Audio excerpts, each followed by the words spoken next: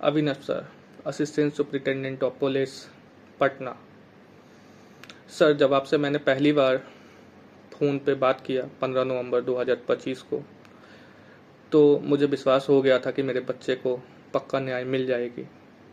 जब SHO report नहीं लिख रहे थे, तो मुझे याद है कि आपके कहने पे ही एसएचओ ने रिपोर्ट लिखा। इस बात के लिए मैं आपका दिल से धन्यवाद करना चाहूँगा।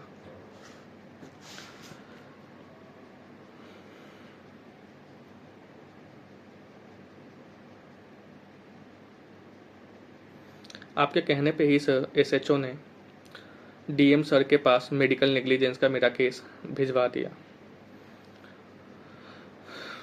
आपने भी उस दिन मुझे डायरी नंबर 4242/25 कंकड़बाग से भिजवाया और आपने अपने मोबाइल से खुद भी मुझे इस चीज़ को भेजा।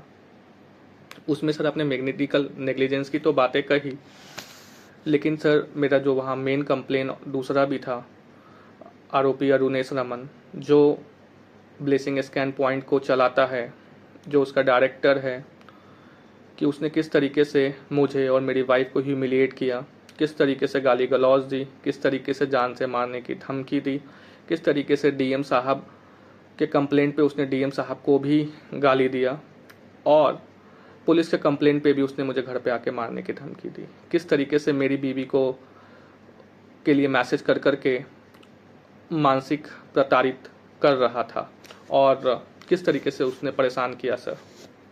ये सारी बात सर मैंने आपको व्हाट्सएप पे और कॉल के माध्यम से सूचित किया, लेकिन सर आपने एटीआर में इसको कहीं भी मेंशन नहीं किया, ना ही गाली गलौज, ना ही मानसिक प्रताड़न को। और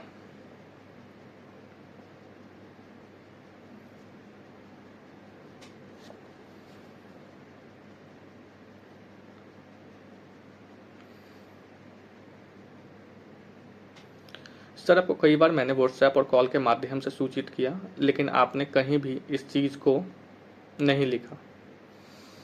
22/1/2026 को सर आपसे पर्सनली आपके ऑफिस में मिलने आया मैं, आपको सारी प्रूफ एक एक करके दिखाया मैंने। उस समय बिरजू मुंशी जी भी वहाँ उस समय उपस्थित थे। बट ये एक अत्यंत अविश्वसनीय एटीआर मुझे प्राप्त हुआ नेशनल वीमेन कमीशन से सर, जिसमें आप सारा कुछ जानते हुए भी आरोपी अरुणेश नरवन का आपने कोई नाम नहीं लिखा। आप एक कितने बड़े आईपीएस ऑफिसर है सर, लेकिन जब नेशनल वीमेन कमीशन से आपको महिला के प्रताड़ना का कंप्लेन मिला, तो उस एटीआर में आपने महिला के बारे में कुछ लिखा ही नहीं, आरोपी के बारे में कुछ नहीं लिखा, और जो मेरी वाइफ के साथ ह्यूमिलिएशन हुआ, जो मेंटल हरासमेंट हुई, उसके बारे में भी आपने कुछ नहीं लिखा सर। ये अपने आप में एक अत्यंत शर्मनाक और चिंताजनक बात है सर। जो पर्सनली मैंने आपको एज ए आईपीएस ऑफिसर देख के उम्मीद की थी, वो मुझे सर इस एटीआर में देख के बेहद दुख हुआ कि वो कुछ मुझे मिल नहीं पाया।